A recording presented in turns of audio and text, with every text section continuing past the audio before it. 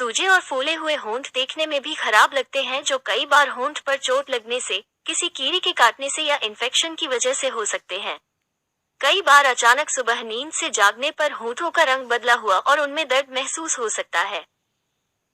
Allergy की एक विस्तृत श्रृंखला है जो सूजे हुए होंठ का कारण बनती है, लेकिन कुछ दूसरों की तुलना में अधिक आम है। इनमें पेनिसिलिन, अन्य एंटीबायोटिक्स और काटने, डंक जैसी दवाएं शामिल हैं।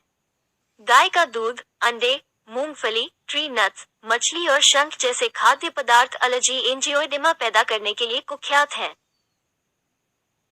गुर्दे और यकृत की विफलता में होंठ की सूजन आमतौर पर अलग, असतत और कम गंभीर होती है। एक व्यापक शारीरिक परीक्षा के बिना निदान करना मुश्किल है। इन मामलों में होंठ वृद्धि के लिए प्रेरक उपचार की आवश्यकता होती है।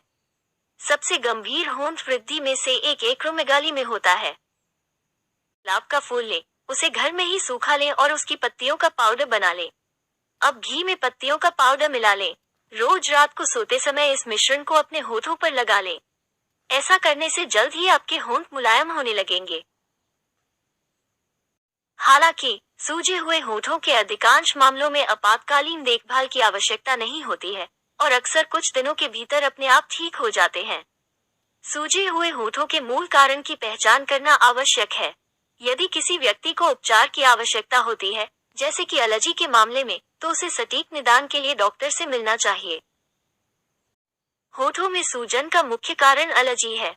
जब आपका शरीर कीट के काटने, दूध, मूंगफली, शंख, सोया या गेहूं जैसे एलर्जेन के संपर्क में आता है, तो त्वचा की परतों के नीचे तरल पदार्थ जमा हो सकता है और होठों में सूजन आ सकती है।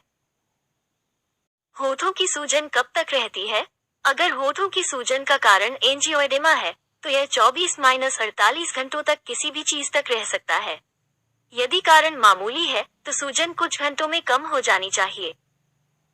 की सूजन होंठ के एक तरफ तक ही सीमित है, तो यह आपके मुंह के उस हिस्से में चोट लगने या उस स्थान पर सिस्ट या अन्य वृद्धि की उपस्थिति के कारण होने की संभावना है। यदि आप जागते हैं और इसे नोटिस करते हैं, तो ध्यान से अपने मुंह की जांच करें और देखें या महसूस करें कि एक तरफ सूजन का कारण क्या हो सकता है। के मुताबिक, किसी चोट पर ज्यादा देर तक बर्फ छोड़ने से फायदे से ज्यादा नुकसान हो सकता है। चूंकि बर्फ रक्त वाहिकाओं को संकुचित करता है, यह घायल क्षेत्र में रक्त के प्रवाह को कम कर सकता है और उपचार प्रक्रिया को धीमा कर सकता है। पहले 24 घंटों के बाद बर्फ की आवश्यकता नहीं होनी चाहिए, जब तक कि आपका डॉक्टर सक्रिय सूजन को कम करने या दर्द को दूर करने के लिए इसकी सिफारिश न करे।